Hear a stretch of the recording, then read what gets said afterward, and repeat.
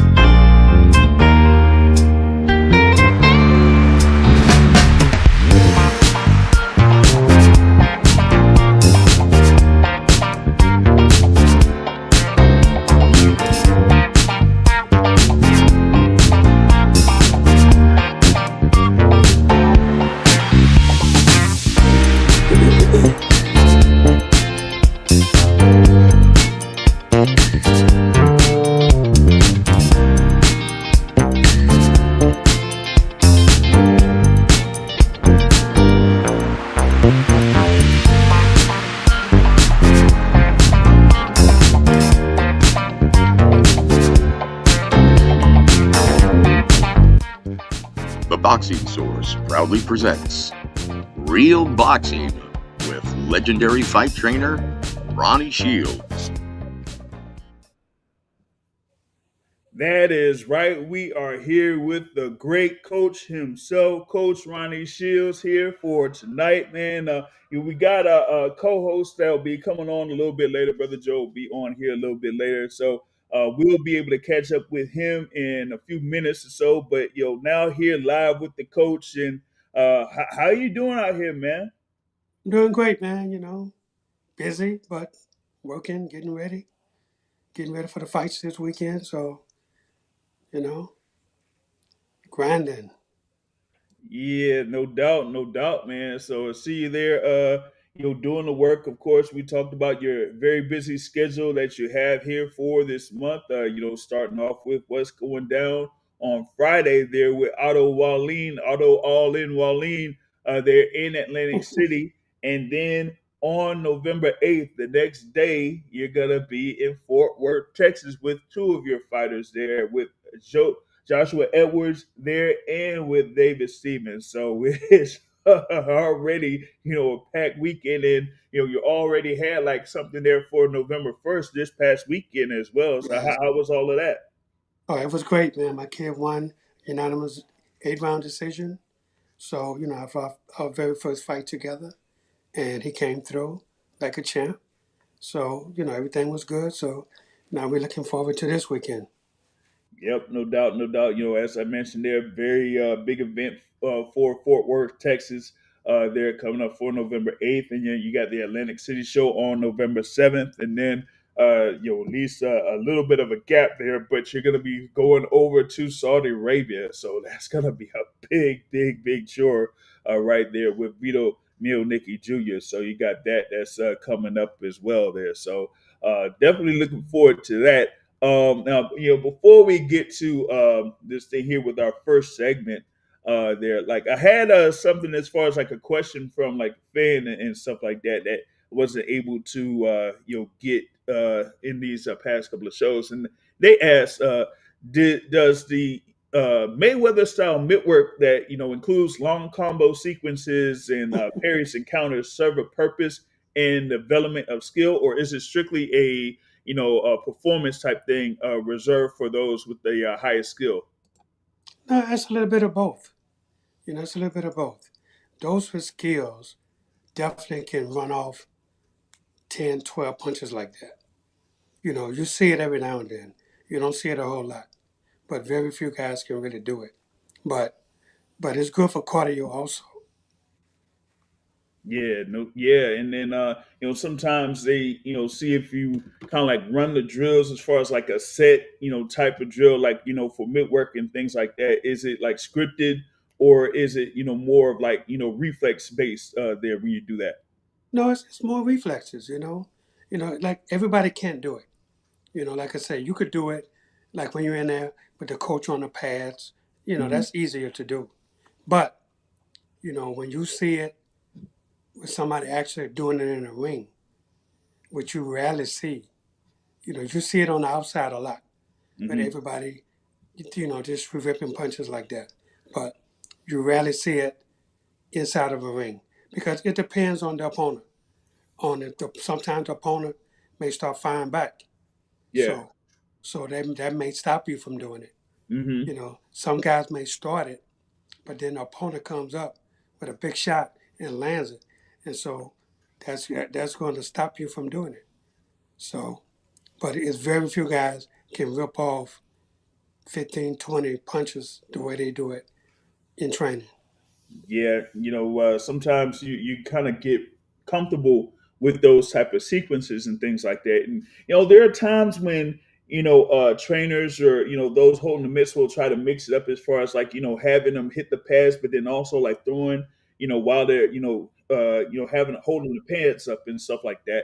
But at the same token, like as you said, timing is everything. So you might be able to have that kind of like sequence of a 1-2 or 1-2-1, but then your opponent could come back with something there that kind of throws off your timing. So you definitely gotta watch out for all of that. Absolutely, You know what I no mean? doubt. So yeah, so that's what you usually got to watch out for there in the routines as far as like the mid work and stuff like that, because sometimes it translates to the ring, and sometimes it, getting too comfortable with that, and you kind of like see that in the ring, it'll kind of mess you up there in the long run, because a good time punch will throw you off most definitely there on Oh, that front. that's for sure. Yep, no doubt, no doubt. So, all right, just had to get that question there, from one of the listeners here from previous shows and things like that. But we're ready to get it on and getting cracking here, and of course we gotta get our good friend brother Morgan here in the building. So let's go. Either get busy living or get busy dying, or get busy playing rapid fire Q&A with Coach Ronnie Shields. All right, here we go. Here we go with the rapid fire Q&A. All right, now we're gonna start it off with this one. Let's do it. Better sister group, the Pointer Sisters or Sister Sledge? I got to go with the Pointer Sisters. Oh, I like Sister Sledge too, but Pointer Sisters, they've been around a long time. I've always listened to them with my dad, so got to go with the Pointer Sisters. definitely a good throwback with that one there with the Pointer Sisters. Like I know about them more than Sister Sledge too, but Sledge was a good funk group back in the day. Oh, they were There. Yeah, absolutely. but definitely got to go with the Pointer Sisters on that one. All right, here it is with the next one.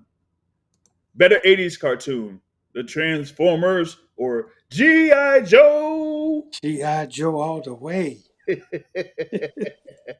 Hey, that's how we used to talk about it back then. Was GI Joe.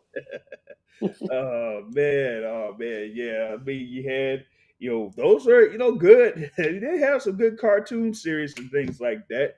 But definitely have to go with that. Will be the action one there, as we get our great co-host here joining in. Brother Joseph Herron is checking in the building here. So we definitely got a few more questions here. Just waiting for Joe to get on with us here with the audio and stuff like that. But let's see here. It should be able to get back on it. But let's see what we got for this next one here for the Q&A. All right. Scarier movie series, Predator or Child's Play? I say Predator. Yeah, Mm. I think Predator for me. Predator. Yeah, I mean, people know about Chucky, but Yeah, but Chucky was so. He wasn't that scary to me.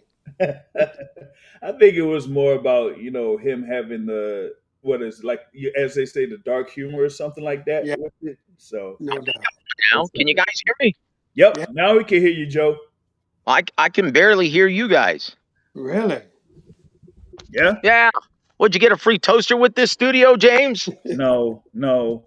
No. Yeah. Just jiving, brother. Coach, how the heck are you? Doing great, Joseph. How are you? Oh, this is my favorite time of the week, guys. I don't know why I can't hear you guys, but that's all right. I'll make do.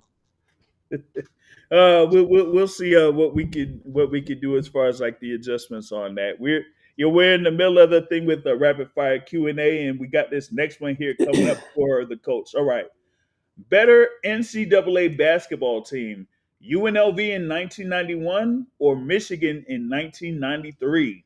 Ooh, man, this was a good one. Oh, wow. I'm going to have to go with Michigan, 1993. Mm, I mean, Michigan. like those were like two of my favorite teams back in the day. Like UNLV had, Larry Johnson, the Yeah. Plastic Man, Stacey Augman, was it Greg Anthony there on the team, and of And course Craig Anthony was my guy. Hey, Michigan. guys, can we go back to the Pointer Sisters and Sister Sledge, please? Yeah, hold on. Here's why I wholeheartedly agree with Coach Ronnie that the Pointer Sisters just do a pile driver on Sister Sledge, because the Eagles, when they beat the Cowboys and Danny White in the championship game, they played "We Are Family" by Sister Sledge, and I've hated them ever since. Let it get into that song and their purposes. Uh, Oh I man. hate that song. Oh, that is a good one. That was a good one. Yes, Coach. All Right up there. Hey, I'm with you, Coach. oh, yeah. All right, let's see what this next one here for Q&A. All right. Better super featherweight, John Molina or Azuma Nelson? Well, I'm going to tell you like this. I'm biased because I used to train John Molina. So, Hmm. so I got to say John Molina. Gotcha. Yeah. I mean, two guys that were world champions during that era there in the '90s and stuff like Yeah. that. So, but they definitely had some good battles there within that super featherweight division for sure. Yeah. For Coach Yes, sure. indeed. Ronnie, you would think. Now, I know this wasn't your doing. He already had a boatload of bad habits. But man, how frustrating was it? He had the same defense as Jaime Munguia. Yeah. Yeah. Oh, man. It's like, come on, dude, quit blocking punches with your face. But with that said, boy, Yeah. you always had him in tremendous shape, Coach. Yeah. He was a great guy to work with, man. One of the Oh, man. one of the nicest people on earth, John Molina. Absolutely. Mm, like to block punches with his face. But he was a machine, Coach. Always entertaining. Yeah, Always. Always. loved it. Loved it. All right. All right. Here's the next question here. This would probably be for both of y'all. Here we go. More hated player in the '90s, Steve Young or Brett Favre? I don't know, man. This is a good one. I'm gonna have to say a tie on this one, man. Can I say I'll trump it with Joe Theismann? Oh yeah. I think Now he Joe trumped both Theismann of them he's the clear winner. without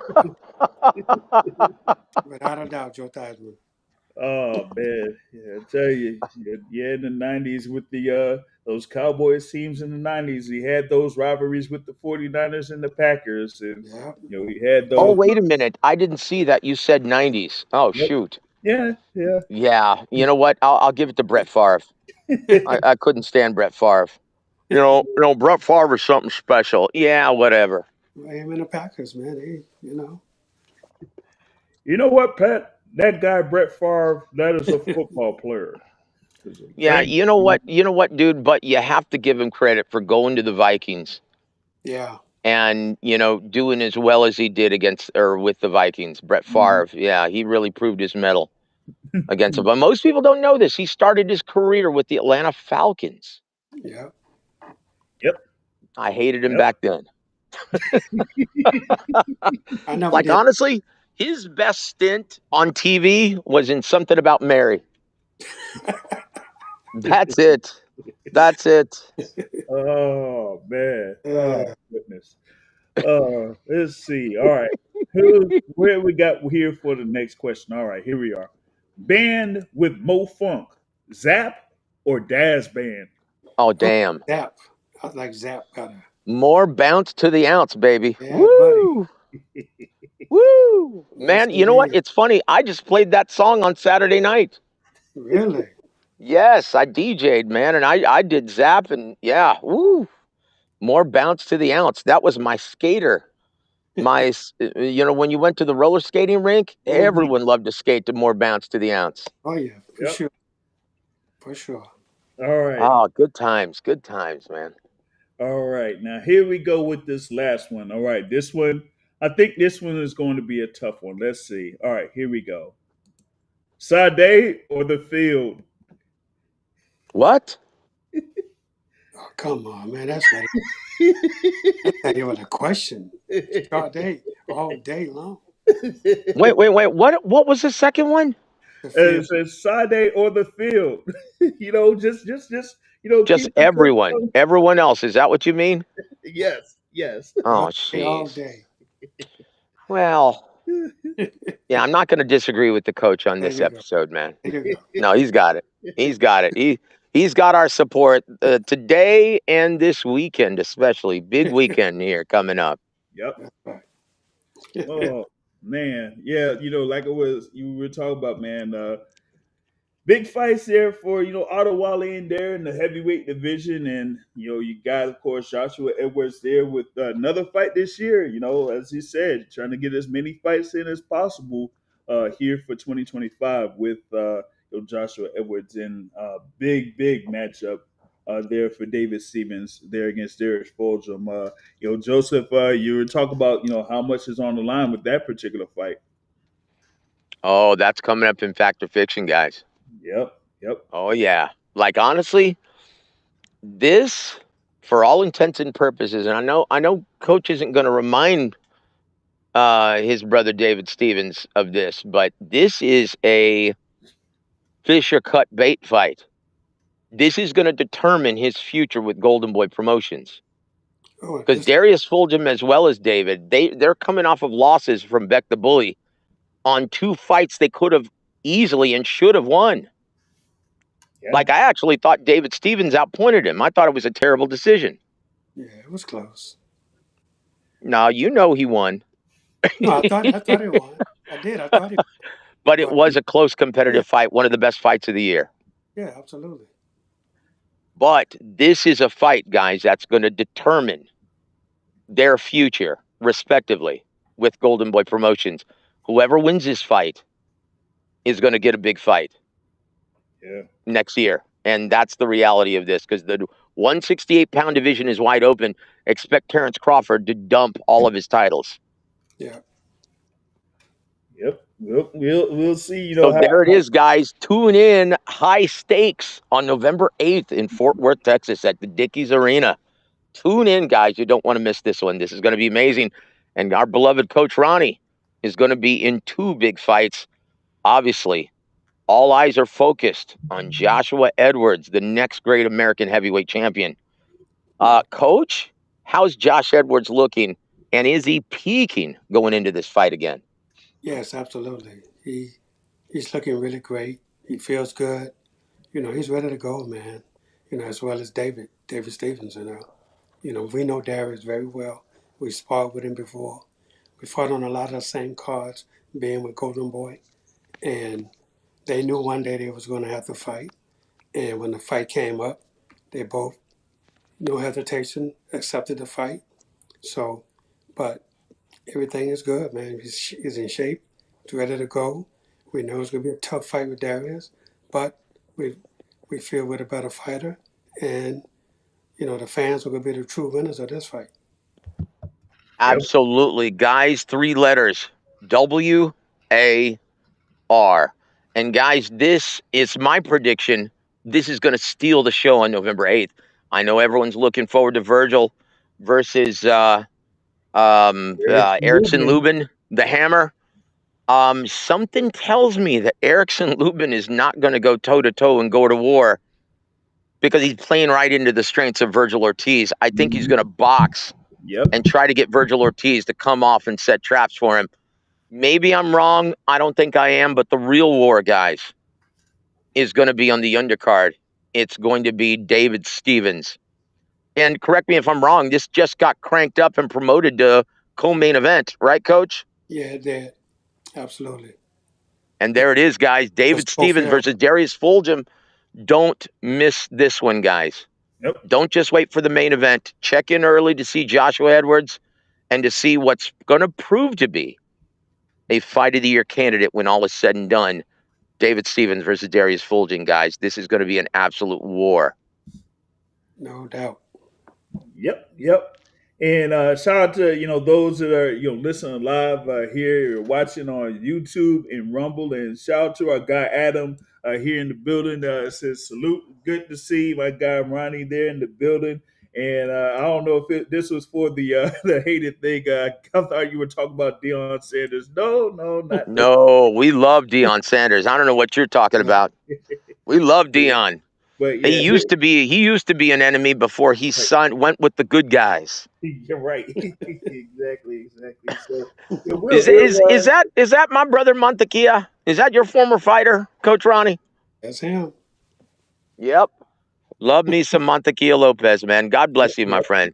Lopez there, man. He'll get back with us here, to tune in to the show later on down the line there. But we got a few things here that we're gonna go for. But Joe, what do you think we should go with first? The fact or the top 10 list? I'll tell you what. Let's start with fact or fiction, and after we jump around, then we'll after about 5 of those, then we'll do the top 10 list. I really want to see how Coach Ronnie rates these top 10. This is going to be a lot of fun, guys. Yeah, no doubt, man. So all right, let's see if we can just run this here. All right, here for it. I know that you got some things there with Manny Pacquiao, but let's see if you can just Floyd Mayweather. Hey, this show needed the cash cow back to introduce fact or fiction. All right, there. Thank you very much, there, Mr. Floyd Mayweather Jr. There. All right, here we go with the first one here on fact or fiction. All right. Darius Fulgham versus David Stevens should play out this Saturday to be a candidate for Fight of the Year. Fact or fiction? Oh, that's going to be a fact. But the styles of these two guys, it can't help but be. It's going to be fireworks. It's not going to be anything other than that. Both guys are really good fighters, and and this is a test to see who's going to stay with Golden Boy and who's going to get released. Reading, PA, stand up. Woo! I love it. Gosh, it's going to be a great weekend of boxing, guys. Outstanding, man. Woo! Oh yeah, it's gonna be awesome. Like we were talking about there with this card on November 8th. Just looking forward to all of the fights that's just gonna be on slate there live on the Zone, the Golden Boy Show. And sometimes we don't necessarily give like props to some of the cards that these promotional companies are doing, but Golden Boy has had a few good shows here this year. Oh yeah. We talk about the fights that they had with Beck the Bully on there. As I said there with David Sears and Darius Fulgham. Well, too bad Floyd Schofield Jr. has missed out on 2 of them. Yeah, Gee, wow, man. man. You snooze, you lose, brother. Oh yeah, David Stevens isn't coming up like that. I wonder why. Oh goodness, yeah, man. So definitely looking forward to it and everything like that. So I'd like to see all of this action here coming up. We talked about the main event over the past couple of weeks, but yeah, definitely have to check out the undercard because those fights, you definitely can't sleep on those fights. And like we said, we have potential fight of the year candidates on those things. So definitely, See, guys, this is what boxing is all about, right? I know a lot of people are saddened with the cancellation of Jake Paul versus Gervonta Davis, but guys, we like to have consequence be a result of these prize fights. These great matchups, even though they're not for titles, they're consequential. Real repercussions happen, guys. Mm-hmm. That's why I like some of the fights that they have that would be on, like, for example, with overtime boxing, how they had the concept of the pink slip match. You know what I mean? So that is something that kind of like gives a little added pressure to the fighters going into the fight. You know what I mean? So I think if you have like more of those type of concepts, that's going to make things more exciting for the sport. If you put consequence attached to the matchup, the real stars rise up. The real fighters rise to the occasion, and we expect David to be that guy. It's time. He's paid his dues. It's time, guys. If he wins this fight, yeah, he's going to get a title fight in 2026. I can feel it. That's Yep, the plan. yep, no doubt, no doubt. Woo! Coach Ronnie for president. Shout out to Martha Prince on here, joining us here for Real Boxing with Ronnie Shields. Salute to you there. All right, we're gonna get it going here with this next one here on Fact or Fiction. All right, here we go.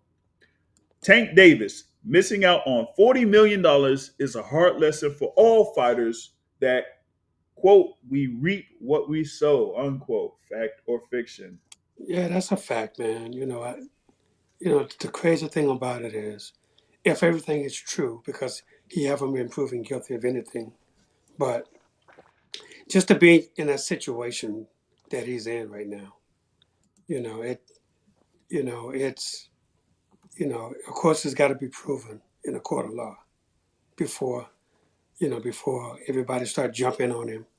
You know, could it be false information? Could be. Could it be true? Yes, absolutely. But we don't know yet, you know. And until he have his day in court, then we'll find out. Was it something that he did or he didn't do? But and I really and truly understand why Jake Paul and them pulled away, because they have so many women fighters on their roster. And if it's true what they're saying about Tank, then they couldn't let him go on and fight Jake Paul when it looks like they helping somebody who's doing something like this to women. So, I think that Tank deserves his day in court, and we can't judge him because until we find out if all that stuff is true, then we have to let it be what it is. That's an excellent Christian response, Coach, and I wouldn't expect anything less. We're not here to condemn nor judge, Nope. but God is not only a God of perfect love, He's a God of perfect justice. Oh yeah, And we reap what we sow in this life. that's for sure. And you've got to keep your eyes focused on Jesus and use the discernment and the conviction of the Holy Spirit. He will tell you, just like the robot in Lost in Space, warning, warning, Will Robinson. He'll tell you, Yeah, use greater discernment and stay close to Jesus, Tank. That's the only one who can save you from this mess. no doubt. There it is. There it is. That was our good message of the day. There it is. Yep, that was a good message of the day there, because if it was me I'm talking about this, it wouldn't be all too good. I mean, I would keep it clean, but it wouldn't be all too good. So, No, no, no. Big James would never put himself in that position. I know this to be true. Thanks be to God. Blessed be God forever. oh man. So I mean, like we'll see. What develops there. Look. I'll say this, guys. This is proof positive that there are far worse things than being single in this life. Yes.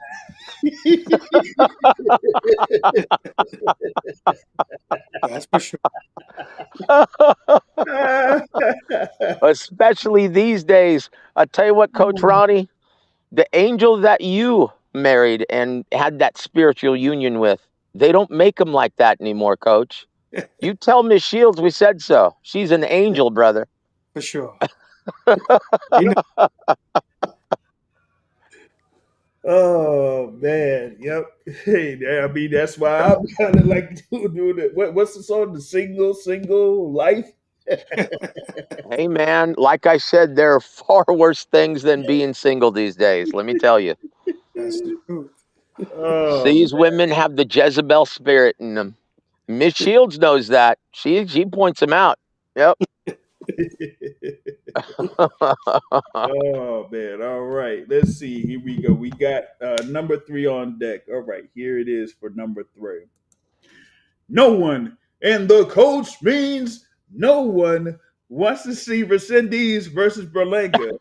I'd rather see Jake Paul versus Francis Ngannou. Fact or fiction? That's a fact. I saw that today. They're talking about that fight with Berlanga and Resendez. But And but everyone's belly Berlanga, aching about Ryan Garcia. Come on, man. Uh, This is worse. This is worse, guys. Listen, but Berlanga, he challenged Jake Paul. I know. yeah, I yeah. know. That says it all now, doesn't it? It does. So I'm Beggars can't be choosers. That's all I'm going to say to Edgar Berlanga. That's for well. sure. I'll say this about Edgar Berlanga. If he did end up having that fight against Armando Resendiz, Mm. TKO Resendiz. I'm gonna call it TKO Resendiz. Well, you know what? That style matchup is really good for Edgar Berlanga. Yeah, it is. That's why I don't want him to get this fight. He doesn't deserve it. Look how many hardworking super middleweights, aka David Stevens, yeah, deserves that fight more than this. The Hammenegger, yeah. freaking Hamburger Langa. Come on now. So you mean to tell me that he would get an opportunity for a what is it, the interim title? I think Resendiz currently has there for the WBA after defeating Caleb Plant. So I don't know if he should be able to get that, especially after. Man, at least, dude, Beck the Bully deserves it more. Chingao. Absolutely. Yeah, yeah, That's who deserve it. Back to bully. yeah. Because I mean, Mm-hmm. you got Berlanga getting KO'd and stuff like that. So you mean to tell Man, me? let's be honest. He didn't just get KO'd, he got KTFO'd. Oh yeah, he did. Oh, listen, being there live and watching him get beat up. That's for sure. Dude, you can slam your gloves together all you want, Yeah, but you need skills at the end of the day, homeboy. yeah. As they say, skills, Chingao, man. who pay the bills? Oh man, that was, I don't know. That probably was one of the more enjoyable fights that I watched live. That was so funny. Oh goodness! But speaking of people that's getting opportunities after losing, let's go to this Aw. one here with number 4. All right, here we go, Coach. Ryan Garcia getting a WBC title shot after losing to Rolly Romero is like getting a promotion at work after calling in sick for an entire month. Fact or fiction? Oh, that's a fact. Yeah. A fact. Hey, Jake Paul wanted to fight him too, but Oscar stopped that right away.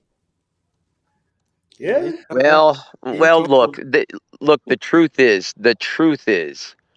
that this fight's been a done deal for the last 2 or 3 weeks. I know this to be true. yeah. And that's the only reason why he's not good.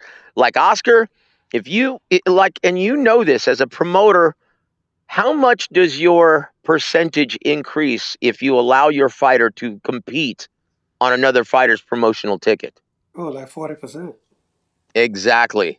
And But I know here's right the now thing. Oscar is kicking himself in the ass. No, he's not, because here's the thing, right? Because Tank, I mean, he has a promotional contract with the Zone, Ryan Garcia, Hmm. and then he has the promotional with Oscar, but he has the TV deal with on the Zone. So he can't. Hmm. The Zone is not going to let him go over on Netflix.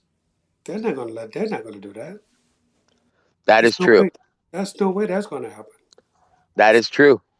Even That if is true. Oscar said, "Yeah, you could do it," but the Zone is going to say, "Hell no." That is true. We paying you too much money here for you to go over there. Yeah, that is true. But if you're DAZN, wouldn't you want that added exposure for one of your superstar fighters? Do you know how many more subscriptions that would result in? No, I don't think so. Maybe Because not. did they? because it's a fight that doesn't count. It's an exhibition. Why would they let him go over there for doing an exhibition? Yeah, He doesn't get nothing out of it. If it was him fighting for a world title on a last minute notice, okay, yes, absolutely. They probably would say, okay, yeah, you do that because they benefit if he wins. Well, I tell you what, the fight I want to see is Francis Ngannou. But look, Jake Paul, I know why he floated that out to Francis because he wanted to catch him without a camp. Of course. Yeah. But, You give him a camp with our brother Dewey Cooper, man, he's going to tear Jake Paul's head off. And that's a fact right there. Yeah, Jake Paul will get knocked out. That's for sure. Yeah, that's all I'm saying. A full camp with our brother Dewey Cooper, Chingao. Francis, man, would be ready, and he'd knock Jake Paul into next week. Oh, man. Still, Jake Paul's still looking at lightweights and welterweights. Oh, Chingao. Why? Yeah, that says it all. Look, if you're asking the question, Coach, we already know the answer. Absolutely. He won't even have a fight within his own division where he paid to get ranked, number 14 in the WBA? Yeah. Oh, man. Oh, goodness. Next thing you know, he's going to pick on the lightly regarded IBF welterweight champ, Lewis Crocker. Yeah. Man, I tell you what. Let's jump to number 10. That's a perfect segue for our top 10 list. All right, let's go with this number 10. All right. Yeah, we'll do it that way. Yep. All right, so this one, here we go. Agit Kabayel is a smart man for choosing Damian Neba instead of the big punching Albanian cracker factor fiction. Nelson Husa. That's a fact. Man. That's a smart man right there. Look, you're on the cusp of getting a major world title opportunity. Yeah. Right? When Usyk relinquishes his WBO title because he's not that. I have a feeling he's going to fight Tyson Fury a third time, guys, in 2026. And so I get Kabayel. If he knows that that's looming, why would he pick on the Albanian monster who's 21-0 with 19 knockouts, Nelson Husa, and a terrible style matchup for someone who just comes right ahead? Yeah. His mama didn't raise no dummy. Oh, no. They're going to wait to see what happens with Usyk for sure. Yeah. Smart move, Coach. Oh, without a doubt, man. I don't really and truly, I don't think Usyk going to fight ever again. That's just my belief. So a fight with Tyson Fury or another fight with Anthony Joshua or anything like that. Not enough. I just don't see it. I don't see it. Okay. And the thing with Kabayel and Damian Neba, when I saw that announcement, I was like, whoa. And this was like coming off of Neba being at the Barclays Center a couple weeks ago. He had his fight there. Got a late stoppage, but it was something where, hey, you going through the motions for a lot of that fight. You know what I mean? But still able to get. From what I'm being told, guys, Anthony Joshua and Eddie Hearn spilled the beans saying that, Anthony Joshua is going to make a comeback this year. From what I'm being told, it's on the Turkey Al Sheik card, maybe on the one with Inoue Inoue on December 13th. Is it? No, that's not till this late December. Okay, December 27th. You're right. Yeah. I think they're targeting that one from what I've been told. Wow. As when that's supposed to be. So guys, quit saying he's going to be in Stockton, California, because that's not true. Come on, guys. Anthony Joshua making his comeback in Stockton, California. Guys, come on. Get real, guys. Stockton, California. Come on, guys. Why would he make his comeback in Stockton, California? That just makes zero sense, fight fans. Come on. That's more ludicrous than saying Crawford is ducking Boots Ennis. Come on. It'll be either Stockton, California or the tri-state area. Yeah. That is just asinine, guys. Look, from what I've been told, He's going to make his comeback on the Inoue card in the co-main event, December 27th. Take it to the bank. Mm. That's that's interesting there too. I have to check the card again, but that's interesting that they would add Joshua to that card. But maybe that says something about the reception of the card that they have in place for now. So we'll They see. want more people to buy it in the UK. Yeah. Yeah, Yep. absolutely. And it makes more sense. That makes a whole lot of sense. If Turkey understands that that's the healthiest market in boxing right now, why wouldn't you put the UK's biggest star in the comeback fight in the co-main event? Yeah, that makes sense. Most definitely. There it is, guys. Take it to the bank. It's going to happen. Ooh, It's going to happen just as Pacquiao versus Floyd Mayweather Jr. sadly is going to happen on Netflix. man. Ching Gao. So you're gonna have Naoya Inoue, Junto Nakatani, and Anthony Joshua on the same card. Man, that's gonna be Uh-huh. That's nice. yeah, it definitely is. Merry Definitely. Christmas, everybody. Yeah, right. I don't know, maybe I should think about taking the trip out to. Nah, I would be able to do it. Hey, man, Brother Thomas is going to be there. You Yeah, guys would probably be on the same flight. right. Oh, right. So, But that's a perfect segue into our top 10. In Agit Kabayel, most people, unlike his team, they don't have that kind of foresight, right? So this brings us a perfect segue into our top 10. Cherry picks gone sour. all right, here it The is. honors to Maybe, James. just maybe, it's time for Coach Ronnie's top 10. Bing! There we go. Bing. Yep. Yeah, that's Yeah. right there. Top 10 picks. Cherry picks gone sour. All right. You ready, coach? Let's do it. All right. Here we go with number 10. Julio Cesar Chavez versus Frankie Vando. Chavez, then 89-0, was expected to cruise past Vando, a talented but underappreciated contender. Instead, Vando dropped Chavez and handed him his first professional loss. Yeah, I remember this. I remember that. Yeah. I don't even think Chavez trained for that fight. He just thought that was going to be so easy. What was that, 94, Coach? Was it 94? I don't remember the year. 93 or 90? Yeah, 94. Yeah. There it is. Yeah. But man, Frankie Vando. Yeah, he was Don King's guy for a while. Mm-hmm. Absolutely. Man. Well, I tell you what, I was bartending while I was still in getting my degree, and I was bartending at a place called Planeta Mexico, and everyone had their red headbands on in San Antonio. Till he got knocked out, they took him off. Yep. Oh, no, some of them still had it on and got into fights and everything, man. And it was, man, look, as much as I love Julio, I couldn't help but laugh my ass off while I was slinging drinks. Yeah. January 29th, 1994. Man. Wow, that's Mm-hmm. a good little ways. Yeah, shout out to my guy brother Jamil Parker, YSM Sports Media in the building. Says Frankie was Floyd's mentor there. Yep. Hey, Brother Jamil, how art thou, my friend? That's a good dude right there. Guys, if you haven't already, go please subscribe to YSM. He does a great job.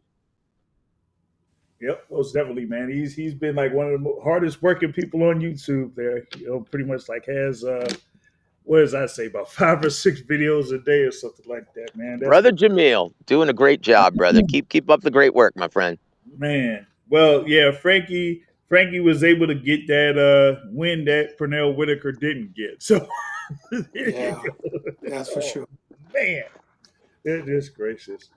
Man, only in Texas. Only in Texas. Yeah. Chingao. Man. Oh man. All right. This is one here for number 9. Oh, this is a pretty interesting one. All right, number 9. Felix Trinidad versus Bernard Hopkins, 2001.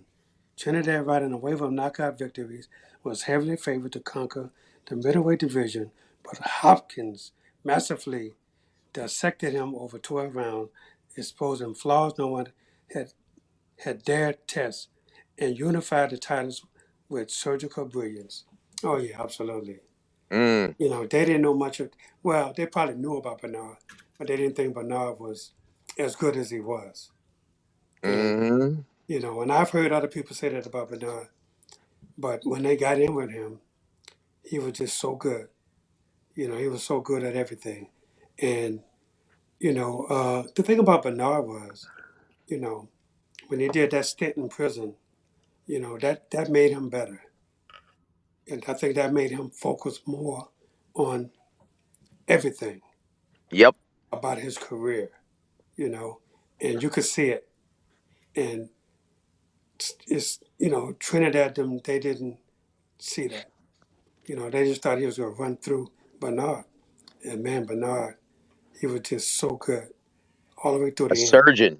A Oh, yeah. surgeon that night, Oh, coach. no doubt. No doubt. And when you see him today, he still didn't fight in shape. Yep. Yep.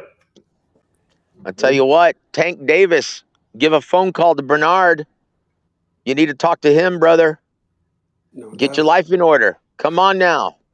You've got so much left to give to the sport of boxing, but Yeah. you need the right mentoring. And And we love Coach Calvin, but you obviously stopped listening to him a long time ago. Call up Bernard. He knows. He's been there. he could be a mentor to Tank. He really could. Yep. That's what I'm saying. He'd be a great mentor to Tank. Yeah. What did you say? His nickname is the Executioner, but he probably could have had that Bret Hart nickname, the Excellence of Execution, for that night because he really, Ooh, patched up Felix Trinidad on Yeah. that night, and then of course he look, like Troy Aikman, he was a surgeon that night. He He picked him was. apart. It was a thing of beauty. If you love the sweet science, No that doubt. performance was a time capsule. The excellence of or execution. That's right. Very good, James. Yeah, and we he recalled that story about the press conference with Andre Ward, where he slammed the flag and everything like that, and how like all the coaches were like running, hightailing it from that place because they had a whole mob going after him. So that was a funny story there that they had with that one. All right, here we go. Next up for top 10, number 8. Here it is. Lennox Lewis versus Hasim Rahman. Lewis traveled to South Africa as a heavy favorite, overlooking Rahman's power. One third his right hand in the fifth round erased that confidence and left Lewis staring up in the lights in one of boxing's most dramatic upsets. Oh yeah, absolutely. You know, I think Lennox he really, really underestimated Rockman. You know, because Rockman he was an up and down fighter, but you know, and in this fight, Lennox, man, he took that right hand and poof, it was a beauty. And Mm-hmm. but that's when Lennox realized he has to be serious about this sport. And this is the reason why he went to Emmanuel Stewart. Mm. And this the Tell you reason what, he looks so much better in the rematch. no. You're mistaking this with the Oliver McCall fight. Oh yeah, He yeah, was that's already with Emmanuel Stewart, and Emmanuel was pissed. I Oh, oh remember that's when right. That's Emmanuel what it said, was. Man. I remember when Emmanuel stated, man, he was too busy thinking he was going to be a big time actor with Ocean's 11, Yeah, and he didn't even train for this fight. He thought he was going to stroll in that high altitude, yeah. man, and he He was missed that. gassed after round number 3. Yeah, And yeah, and Emmanuel Stewart said it was the one of the saddest days as a coach that yeah. he had ever experienced. He said he was devastated. Oh yeah. And then he lit. And what do you think Emmanuel Stewart said after that, Coach, to Lennox? Oh, I know he cussed him out. Yeah. I know he let him have it. I know it. I know Emmanuel let him have it. That's how Emmanuel was. He yep. don't hold nothing back. Mm-mm. He Nope. yelled nothing. I know that for a fact. Oh yeah. I seen him go off on people. I Yeah, have. he went off on me several times. Yeah, I've seen him go off on people before. Even on a press release, he went off on me several times. I'm like, oh, sorry, Emmanuel. And then I was happy to tell my friends about it. I'm like, dude, Emmanuel just chewed my ass. Like it was a trophy or a red badge of courage. I actually loved it. Yeah. Like if he were chewing my ass and I was on the phone and I was smiling the whole time, I'm like, dude, he's talking to me just like he was talking to Lennox Lewis in the corner.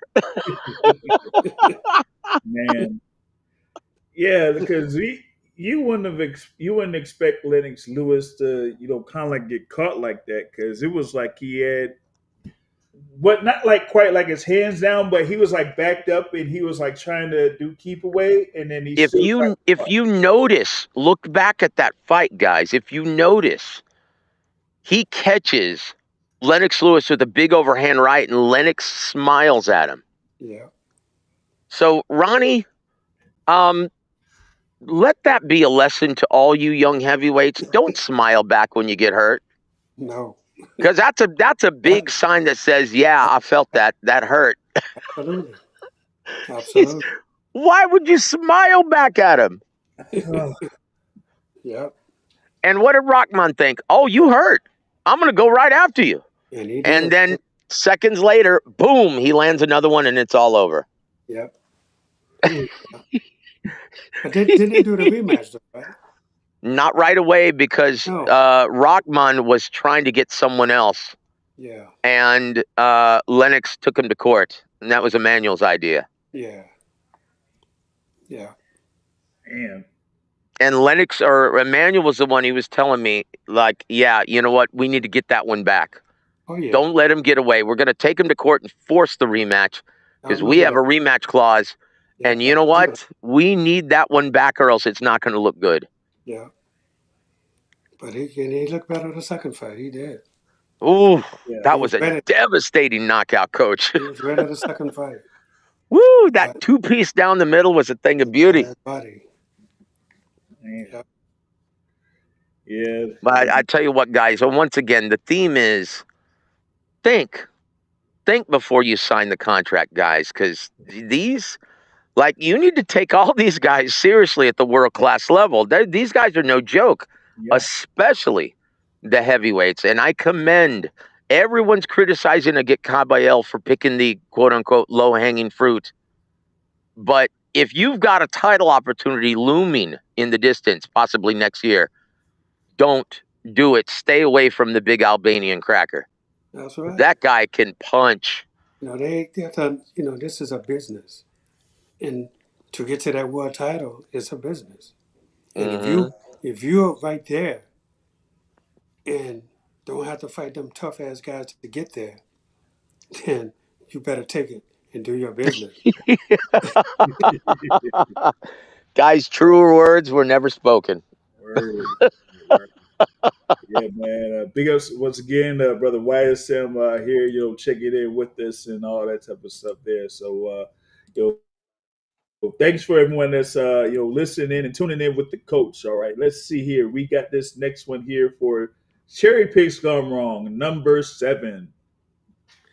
Manny Pacquiao versus Jeff Horn. Uh-oh. Pacquiao went to Brisbane expecting an easy night against a rugged but unheralded Horn. Instead, he was bullied, blooded, and controversially outpointed in front of a roaring Australian crowd. Yep, I remember that fight. Again, underestimating these fighters. You know, sometimes these guys they get to the top and they figure, I never heard of this guy before.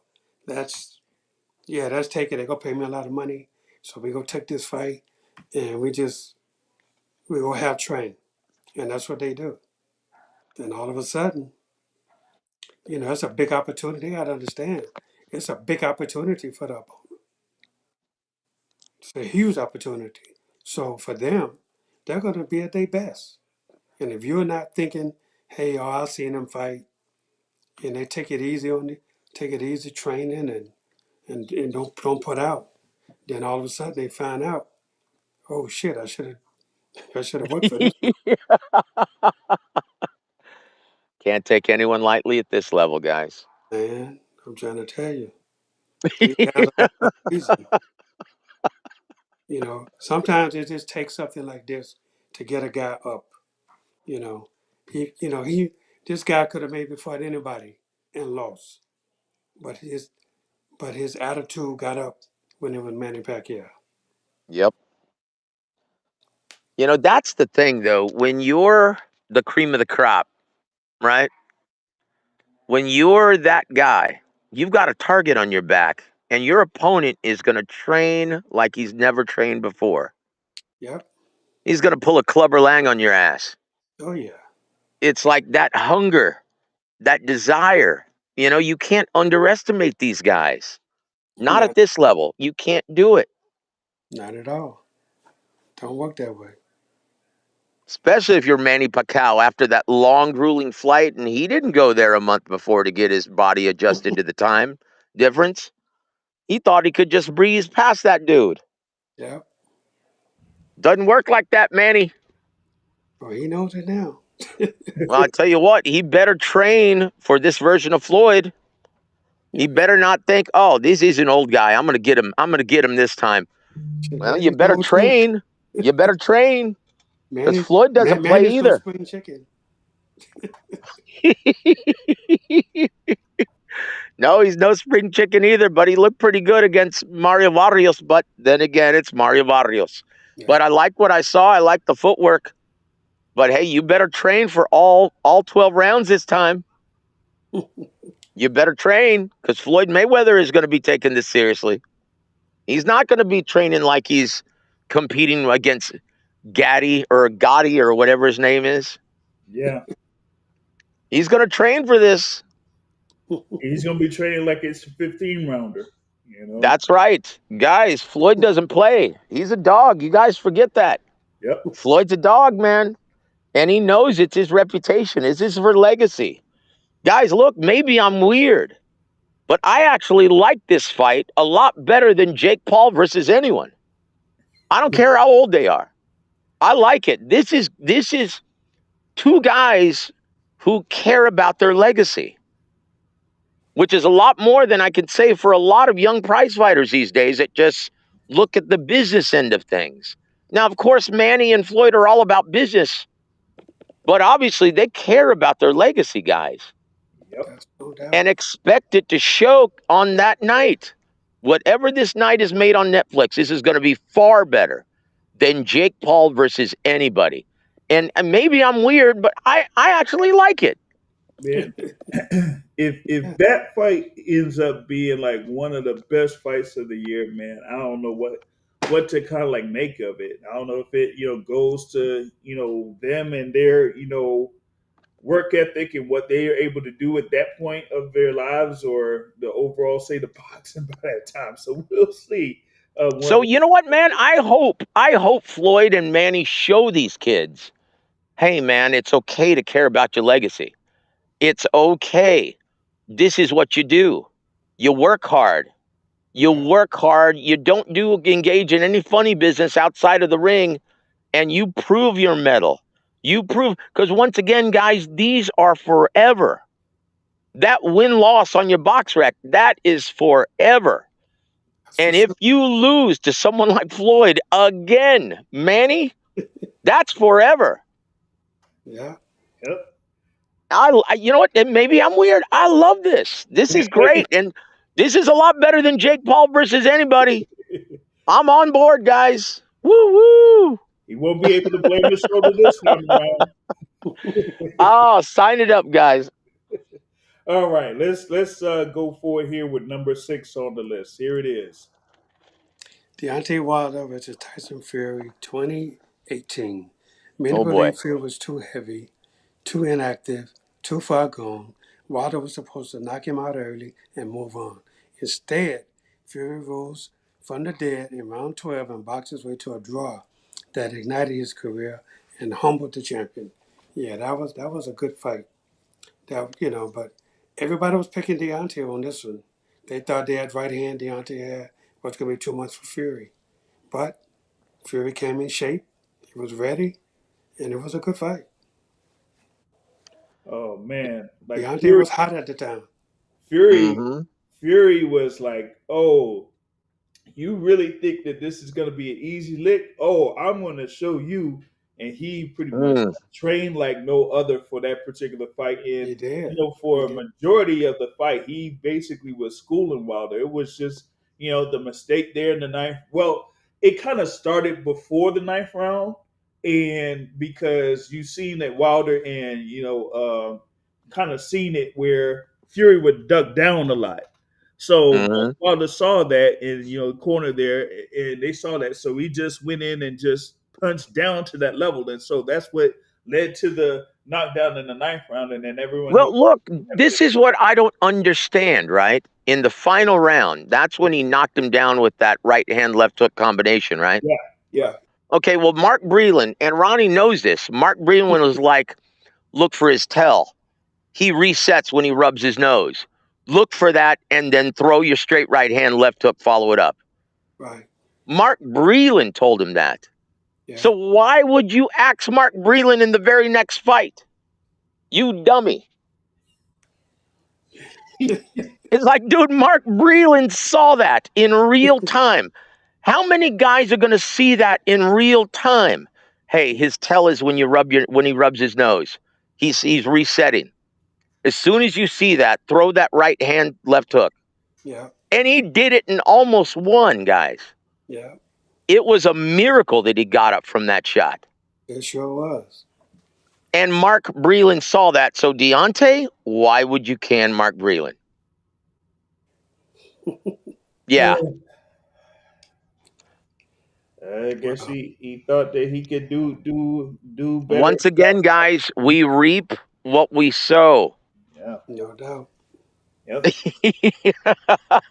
Oh man. Yeah, that was Big ups to Mark Breland for being one of the most underrated trainers in boxing. I Oh yeah. mean, you don't lose that kind of knowledge, do you, Coach? Oh, without a doubt. That stays with you forever. You know, There it is. everybody don't pick up on those small things that counts. You know, That's what wins you the fights. and these fighters just got to listen and try things that the trainer is telling them.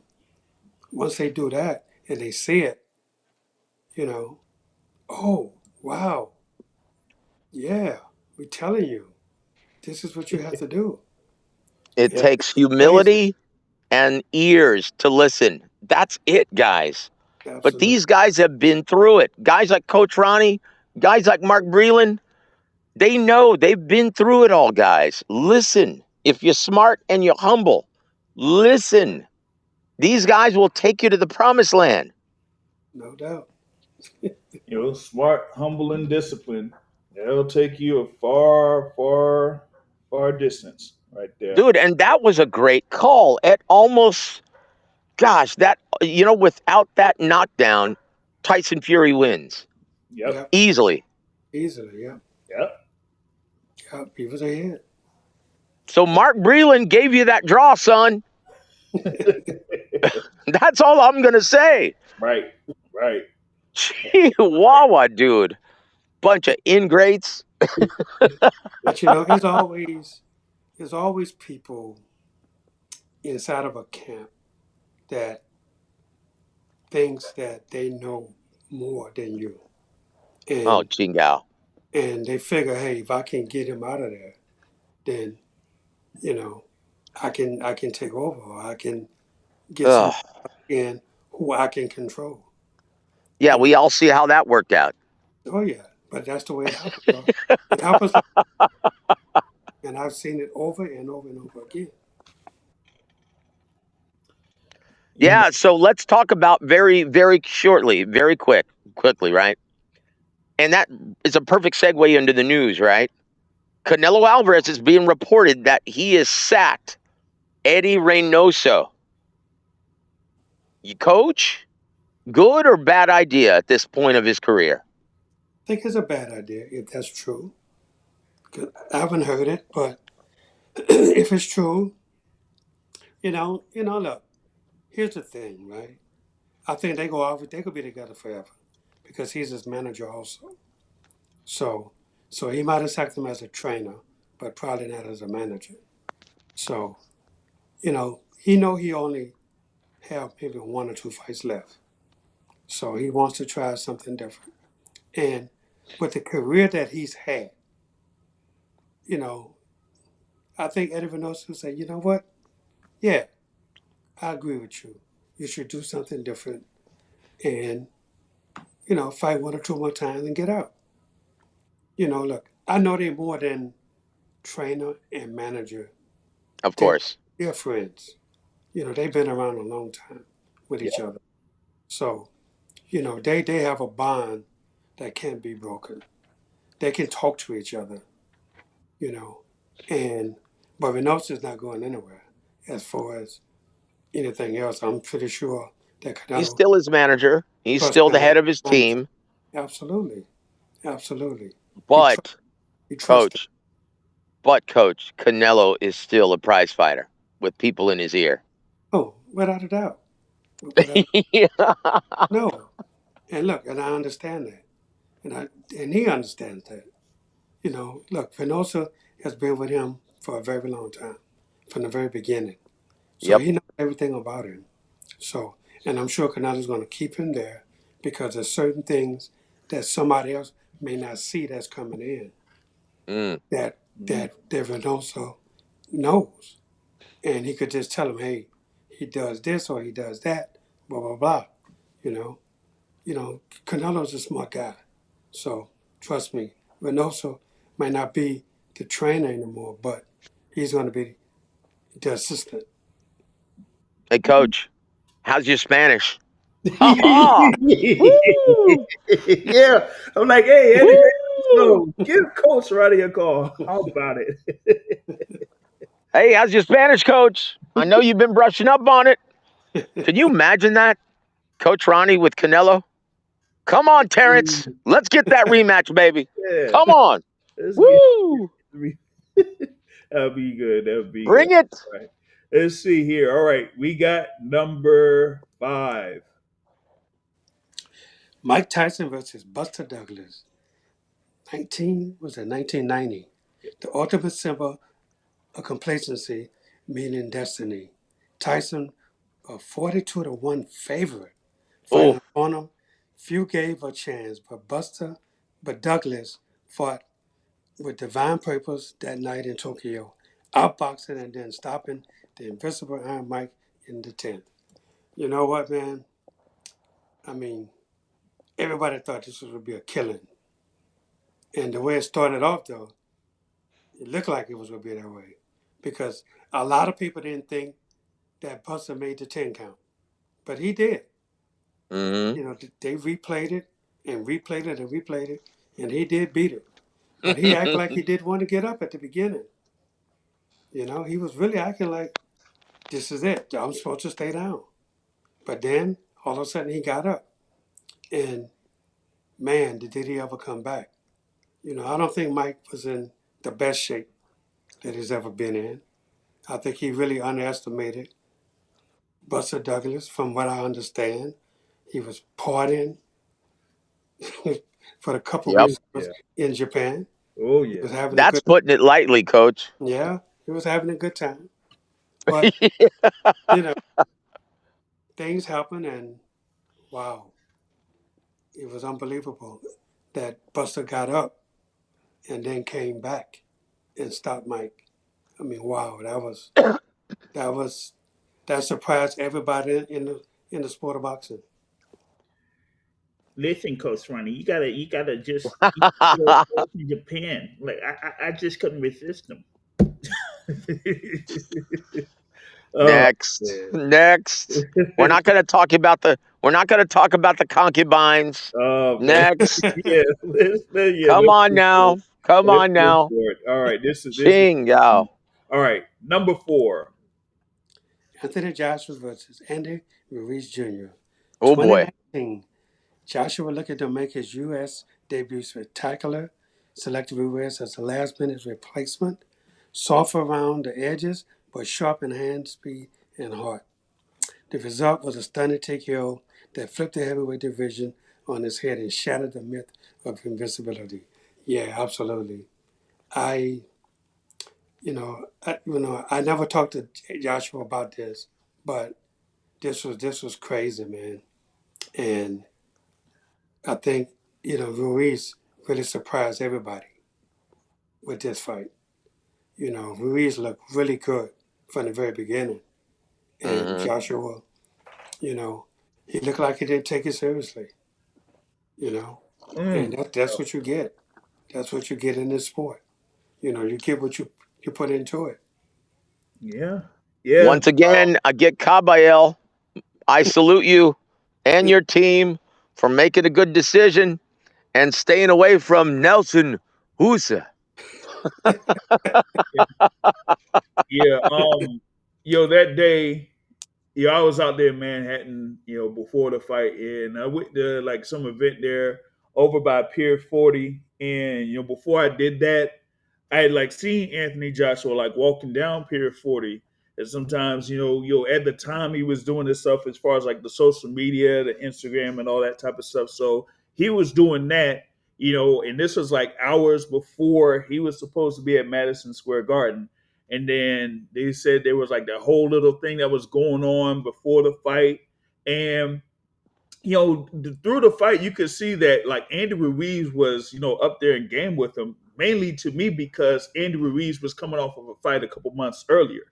Yeah, So it was different than having a fight with Jarrell Miller, who might have had like a more extended break, but you're getting someone that's like fresh off of a fight. And for me, it's more dangerous with someone that's fresh off a fight because he's right back in the gym preparing for you after coming off of a fight. yeah, So he had that, and then that knockdown happened first where he landed the uppercut on Ruiz. And to me, his mistake was trying to go for it after that first knockdown, like he did against what was it? The previous fight that he had, because he was trying to go for the gusto and get the knockout. And then when he did that, he was with the puncher that was a combination puncher in Ruiz that does that. So once he got caught by that, that was it. You know what I yeah. mean? That was the beginning of the end. Yep. Totally. Yep. Yeah. So But he sometimes you run into shots you don't see, hmm and that's the ones that get you every time. yeah. Yeah, Joshua tried to finish it like he did for the Alexander Povetkin fight, and Yeah, just got caught. You yeah, know what I mean? absolutely. So there was that one on that front. All right, let's keep it moving here with number 3. Oscar De La Hoya versus Manny Pacquiao. De La Hoya, the Golden Boy, was expected to dominate the smaller Filipino underdog. Instead, Pacquiao delivered a speed clinic that turned into a farewell fight into a career-ending beating. The torch wasn't passed; it was taken by force. Yeah, absolutely. Mm. That was, yeah. I don't know. Oscar probably was on the end of his career anyway, but but Manny was he was small, but he was fast, and Oscar didn't know how to handle that. That speed killed him, and it happens in this sport. Guys, I remember when 'cause I was working with Don Chargan at the time, and he was a senior advisor to Golden Boy. And Oscar hired Juan Manuel Marquez's trainer. His name eludes me for some reason. Yeah, Forgive yeah, me. I know he is. Was it Nacho? Okay. Nacho Beristain. Thank Yeah, you, brother. Nacho. And so it was Don's idea, said, hey, I'm going to call Angelo Dundee to come oversee things, and he's going to report everything that's happening. And Angelo called Don and said, hey, they're overtraining this kid. They should have never agreed to fight at 47. They should have picked a closer weight to 54 because they're killing him. He's overtraining. Oh yeah, I heard. And yeah, you heard that too, right? Yep. Yep. And so Don was like, yeah, I don't like this fight. I don't like this. They should have never agreed to it. Yeah. But hey, what can you do when you sign on that contract? And of course, Oscar is not Floyd Sr. or Floyd Jr., Floyd Schofield Jr., I should say. He's going to honor his contract and he's going to go through with the fight because he's a fighter. Yeah. Yeah. Damn, man. Floyd, come on, man. Pull your big boy pants up. Come on, Floyd. Chihuahua. Well, I tell you what, I'm happy as a result, though, of seeing David Stevens versus Darius Fulgham in the co-main event. it deserves the co-main event slot. Yep. Oh, yeah. So that's a good thing. But come on, Floyd, the lightweight division is wide open, homie. Come on. Yeah. Well, I mean, it is for now until November 22nd, and then after that, it's gonna start closing real quick. Mm. I tell you what, I tell you what, let's wrap this up because we have some more fact or fiction to go, baby. All right, here we go. Number 2. Let's do it. George Forever Foreman versus Muhammad Ali, 1974. The Rumble in the Jungle. Foreman, the younger, stronger champion, was supposed to steamroll Ali, who many said was past his time. Yet, through cunning, courage, and the rope-a-dope, all Ali absorbed the storm and delivered the comeback of eternity. Yes, he did. That was Mm. that was something, man. Muhammad Ali, you know, but George Foreman was perfect style for him. You know, they always tell you styles make fights, but George Hmm. was perfect style for Ali because Ali knew that everything George threw was going to be it was going to be hard. He knew it, and this is why he stood there and let him punch himself out. And George did because he didn't know no other way to how to do it. That was the way he knew how to do it. Mm-hmm. And and Ali just used his speed, and that was the beginning of the end for George. Yeah, he did not really use that much effort as far as like throwing punches until he knew that George was tired. Oh yeah, he let George punch himself out. And all you got, George? And that was the thing. He was like George, as he said, was like a linear as I say, is like a linear fighter. Like he's gonna be just going one way forward, one way back, not side to side, not gonna trick you as far as like movement is concerned. So Yeah, that made it very predictable for Muhammad Ali on that night. Oh man. All right, let's do it here with number 1. Canelo Alvarez versus Dimitri Bivol. Canelo, riding high as the sport's pound for pound king, moved up to light heavyweight believing he could overpower a disciplined technician. Instead, Bivol blocked beautifully, neutralizing Canelo's attack and exposing the limits of his ambition. What was meant to be a stepping stone became a statement of humility. Oh, absolutely. God, Mm. Bivol fought the perfect fight. Canelo fought a very smart fight, beating his arms down to try to get him to bring him down so he can reach him to the top. But Bivol took it all and was firing right back. Canelo wasn't expecting that. And man, this was one of the best fights ever in the sport because both guys came in shape. Both guys threw a lot of punches in this fight. And but Bivol, he would not he would not fold. He knew what it was to be champion. He wanted to continue to be champion. He got himself in great shape, as you saw. And Canelo did too. Canelo Mm-hmm. got himself in great shape. But Bivol just fought the, the harder fight, the better fight, the smarter fight. And Yeah. that's why he came out the winner. Yeah. I think there was like a number of times in that fight where, Canelo wanted to set traps for Bivol, but Bivol would have no parts of it. No. No parts of Yeah, it. that footwork was all wrong for Yeah. Canelo Alvarez. The Yeah. Yeah. footwork and the jab. Yeah. Mm. Yep. And you could see it. Perfect fight by Bevel. What it was like. One point you could see like Canelo be visibly like frustrated and have that loud sigh there in the ring because he knew that he couldn't solve what Bivol was doing. Yeah. So Absolutely. But he kept punching though. yeah. He kept punching them arms, man. And I remember afterwards, a friend of mine told me he saw before and spoke to him. Yep. They say, man, he said, man, my arms are killing me.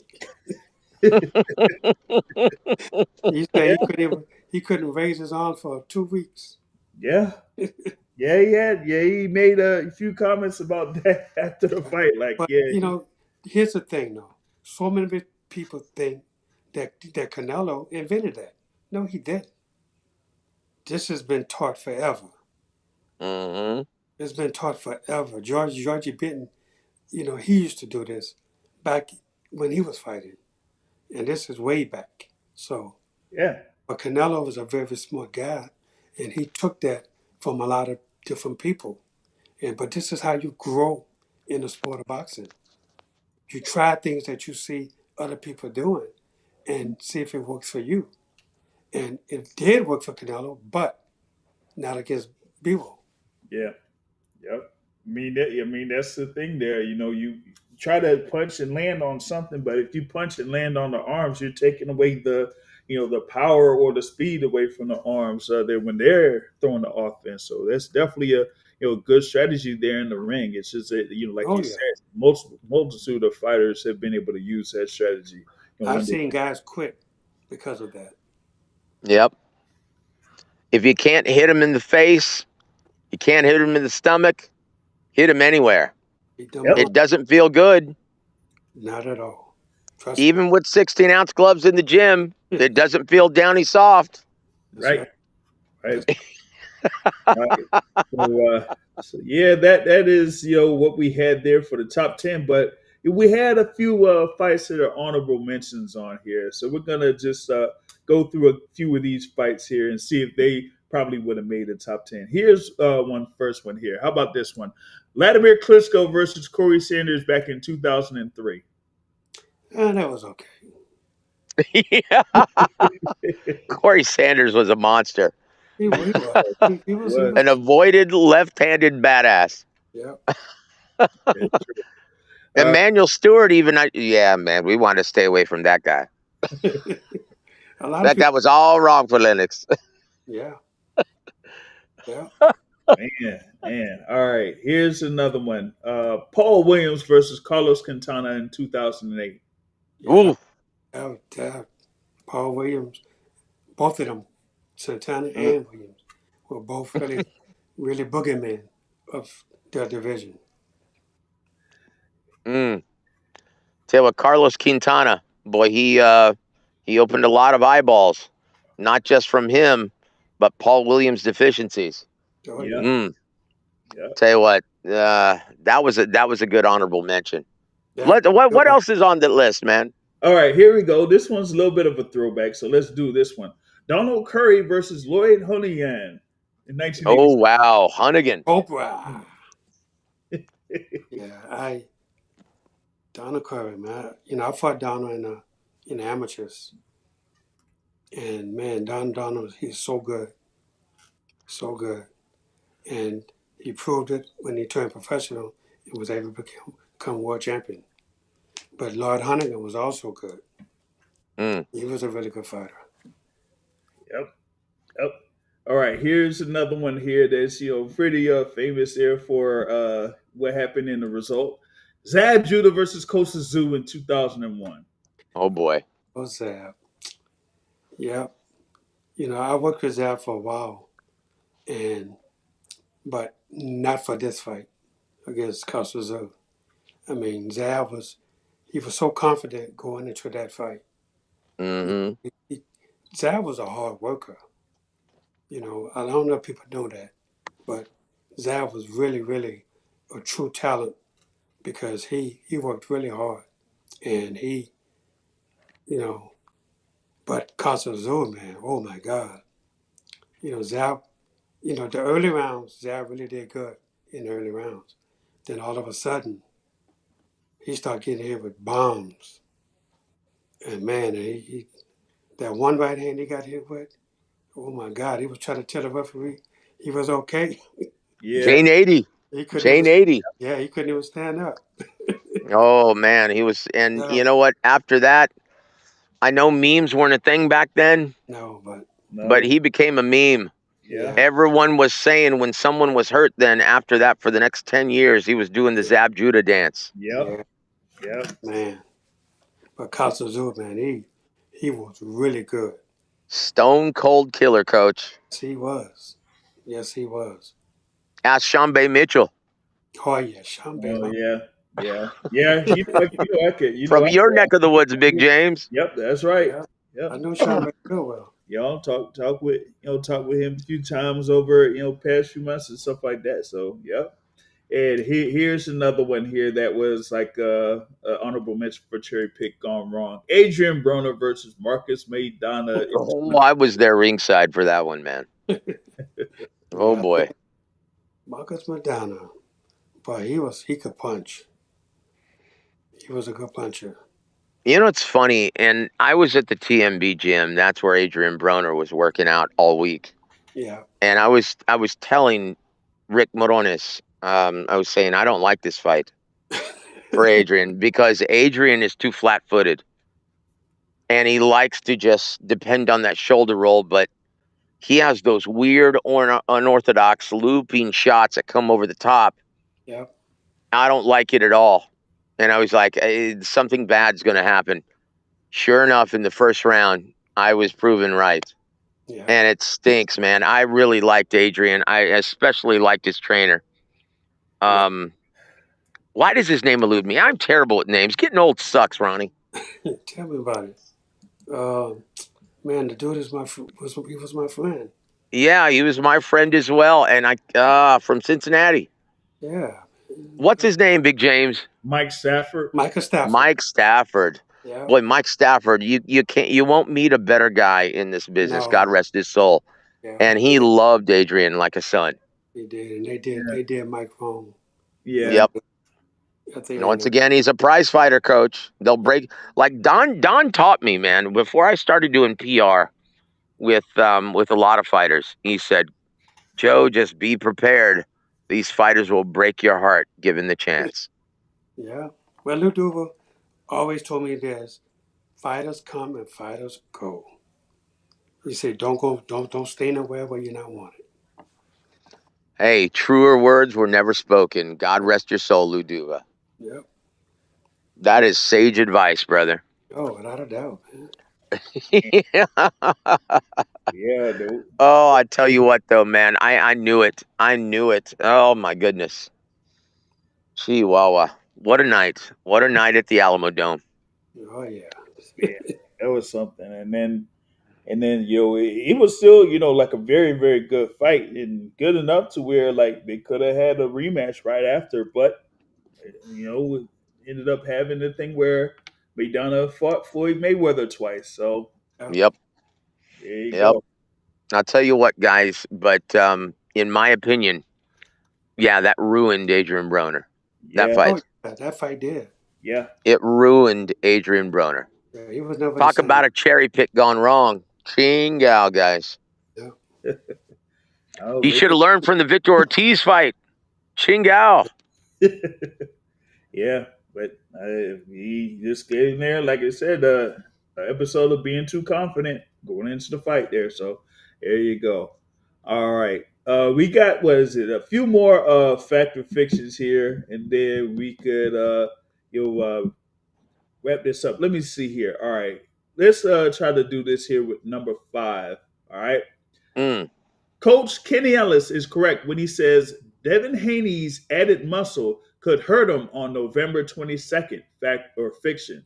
Well, that's a fact because muscle mm, takes away speed. You're not gonna. He's not gonna be as as fluent on his feet or with his body. Because muscle takes away from the speed.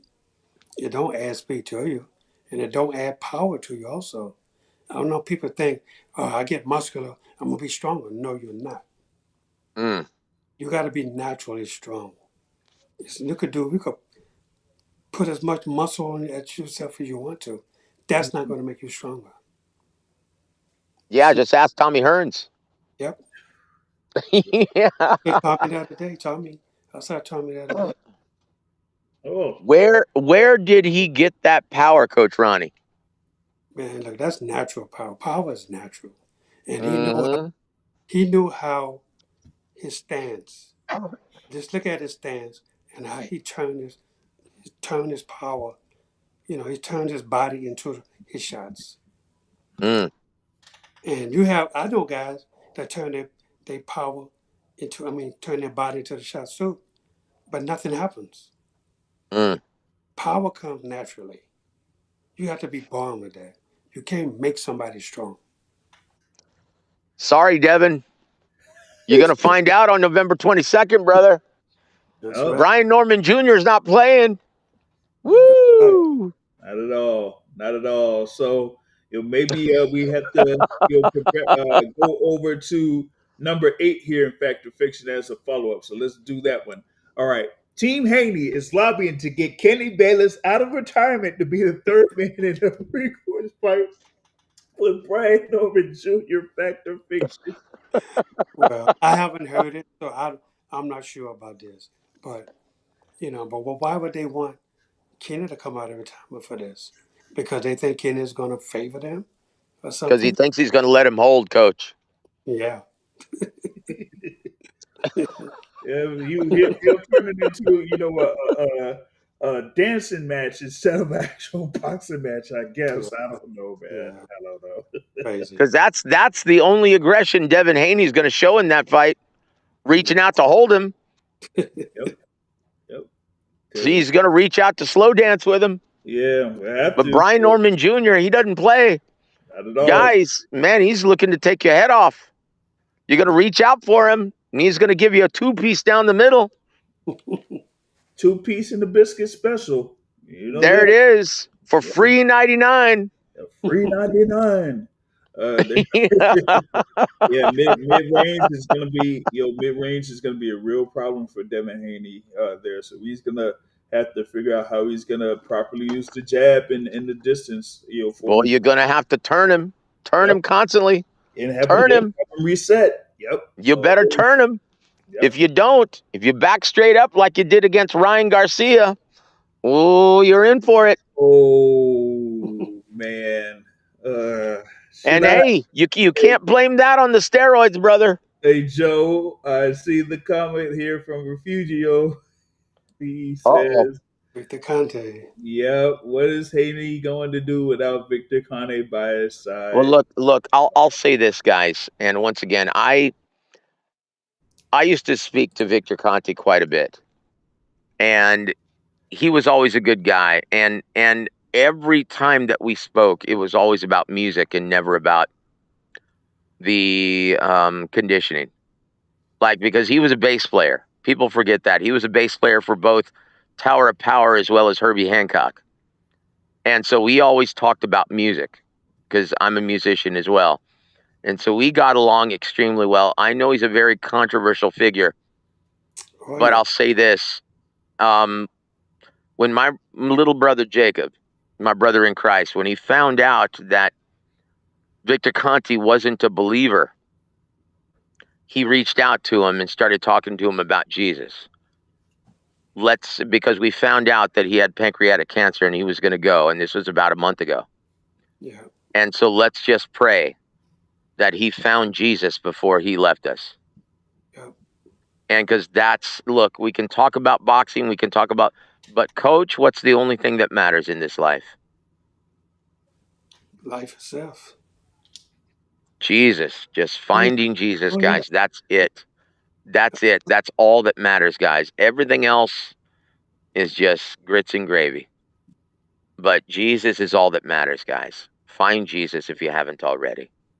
And I just pray that it wasn't too late for Victor Conte. God rest your soul and have mercy on it. Not a controversy there. Mm-hmm. Yep. Yeah, I said that he, was one of the more polarizing figures there in boxing. There. Just ask Sugar Shane Mosley. Oh man. Yeah. I don't know if you want to ask Sugar Shane Mosley. Oh man. Oh goodness. All right, let's get to this one here real quick. This is part of the theme also as well. All right. SOG Andre Ward needs to give up on trying to be Jake Paul's next opponent. It looks pathetic. Fiction. Well, that's a fact, man.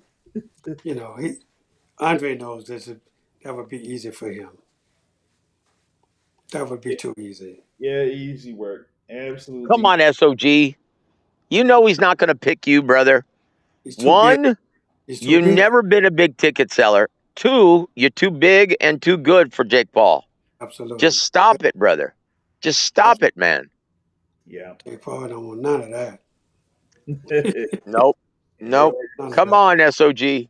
Absolutely no parts there. And as you was seeing about the technicalities of what could have happened for November 14th, as they say, there was a lot of money put up there for that event to take place. And so now with this being scrapped for November 14th, now they got to figure out, okay, who can we present to Netflix that says, okay, we'll be able to invest this amount of money towards the event. So Canelo. Canelo. Canelo. Canelo. Come on, Canelo. Get him. Get him, Canelo. man, I was gonna say it's either Canelo or Terrence Crawford, but I You don't want none of Bud Crawford. But I not would even love to see it. I would love to see it. not And even I in know an Netflix would exhibition. love to see it too. Not even in an exhibition, huh? I would love to see it on the street. Come on now. Oh man. Oh, goodness. All right. It's real all right, real quick. Here you go. Just do one more here. All right.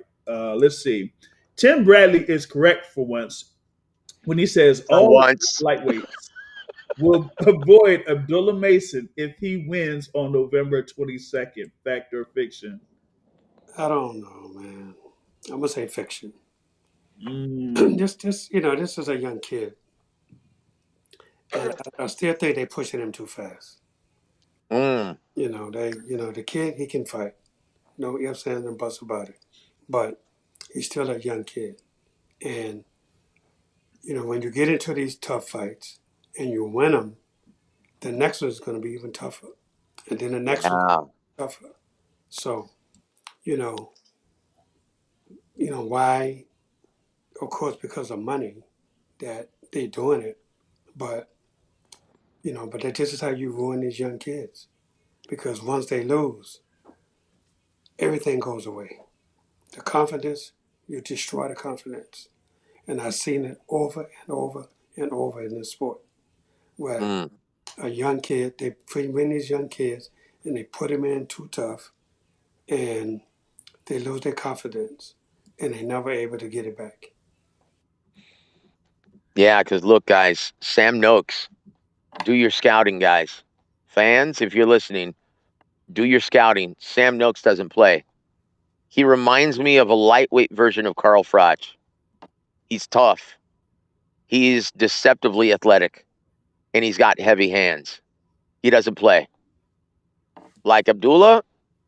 And another thing, Coach is right. When you win gold, you're expected to defend that title now.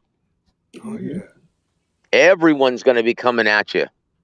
no Yeah, doubt. Does Abdullah Mason have the maturity mentally to defend that title against the best in the lightweight division?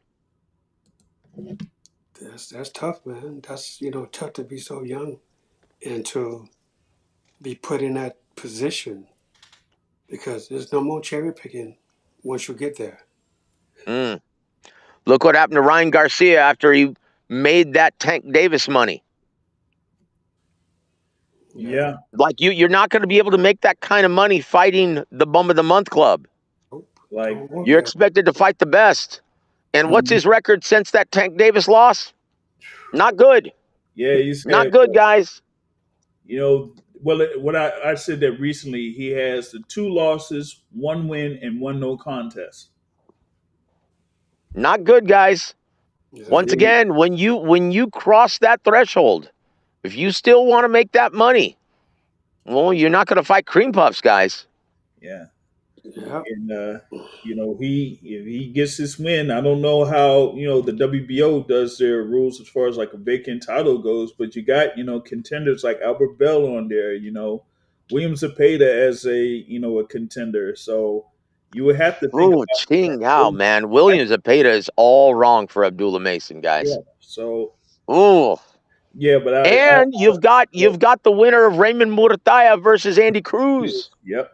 Hmm. Yeah. And you've got Lamar Roach versus Pitbull Cruz. Yeah. Yep, that's they decide to move back down. Yeah, they could. So we'll see how it shapes itself out there. But And you don't forget about Tank Davis if he ever gets his head screwed on straight. Yeah.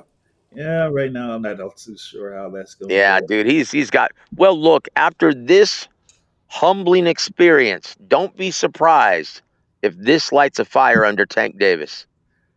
Yeah, for sure. Oh, I Sure. hope so. I hope so. But Hey, do we have one more? uh, James, let's read one more, man. Come on, while we still have the coach. I know we're running late. we got one last one here, and it is for this upcoming weekend. So here we are. Erickson Lubin is correct when he predicts an all-out firefight this Saturday against Virgil Ortiz Jr. Fact or fiction? That's gonna be a fact. That's Mm, right. Look, this was gonna be a good fight. You know, and look, Lubin doesn't have the best chin in the world. We all know that, but his boxing skills. He has boxing skills. mm. You know, and if his defense could be right on, he's going to give Ortiz some problems. He's not going to sit there and try to go toe to toe with him. He's going to definitely box him. You know, and he's a really good boxer. You know, and he can give Ortiz problems. He can. Oh If he yeah, don't get caught in a firefight, this is going to be a good tough fight. yeah, for sure. I've said it many times over. This could be like Erickson Lubin versus Jesus Ramos Jr. all over again. So Mm. Virgil Ortiz Jr. gotta be on his P's and Q's and R's and S's for this fight coming up. You know what I mean? No Because a doubt. lot of people are Oh, guys, this is going to be a great fight card on November 8th, guys. This definitely. is going to be a great fight card on November 8th, guys. Tune in to the zone. And you clowns from the Boxing Voice who canceled your subscription because he didn't think it had much to offer, man, you guys are supposed to be the boxing. Man, you guys are chumps. I'm listening to the Boxing Source from now on. That's right. And I advise all of you fans, tune into the real guys, the Boxing Source, who features Coach Ronnie. Ching Gao, man. Hey, every Tuesday, it's like clockwork. Every Tuesday at 8 p.m. Eastern time. Now we won't have it next week there with the coach, but we're still gonna, But we're still gonna go live, guys. still gonna go live. Still gonna go live.